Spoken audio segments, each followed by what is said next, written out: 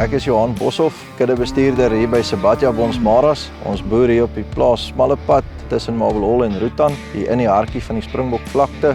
Graag nooi ek julle almal uit na ons 4de produksieveiling wat hierdie jaar sal plaasvind op die 7de Augustus hier op die plaas Smallepad. Ons aanbod vir hierdie jaar is 30 stoetbulle, 25 stoet vroulike diere en so plus minus 120 kommersiële vroulike diere in alle produksiestadiums.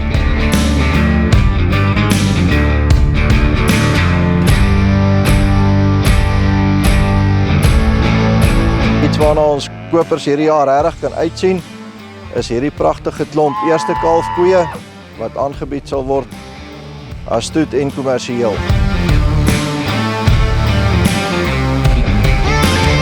Ek nooi julle ook graag om julle vrouens en kinders almal saam te bring vir die dag vir die veiling. Daar gaan weer lekker vermaak wees vir die vrouens en vir die kinders en dit beloof om weer 'n lekker gesinsdag te wees.